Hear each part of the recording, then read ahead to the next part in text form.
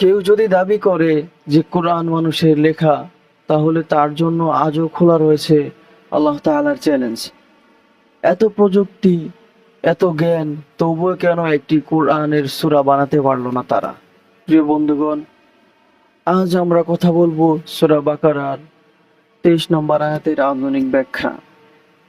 এই আয়াতে আল্লাহ সুবহানাহু ওয়া তাআলা বলেছেন, যদি তোমরা সন্দেহ করো যা আমি তোমার বান্দার প্রতি অবতীর্ণ করেছি, তবে তোমরা এর মতো একটি সূরা রচনা করে দেখাও যদি তোমরা সত্যবাদী হও। সূরা বাকারা আয়াত 23। এই আয়াত মূলত কোরআনের প্রতি যাদের মনে সন্দেহ আছে তাদের জন্য এক স্পষ্ট চ্যালেঞ্জ। আল্লাহ তাআলা বলেছেন, যদি কোরআন সত্যিই মানুষের লেখা হয়, তাহলে এর মতো একটি সূরা বানিয়ে দেখাও, শুধু একটি সূরা। আধুনিক বাস্তবতায় এর তাৎপর্য কি?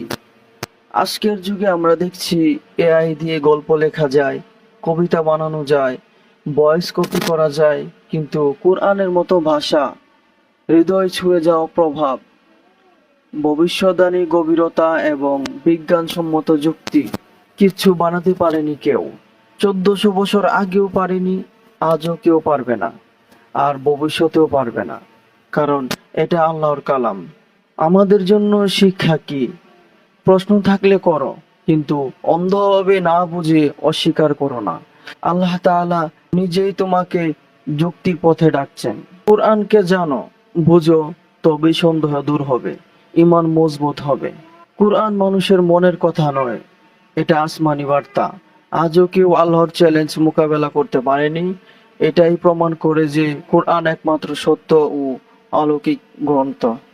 ভিডিওটি ভালো লাগলে অবশ্যই শেয়ার করতে ভুলবেন না, কারণ একটি আয়াত বোঝা মানেই আপনার ঈমানের আলো আরো উজ্জ্বল হওয়া। জাযাকুমুল্লাহু খাইরান। আসসালামু আলাইকুম ওয়া রাহমাতুল্লাহ।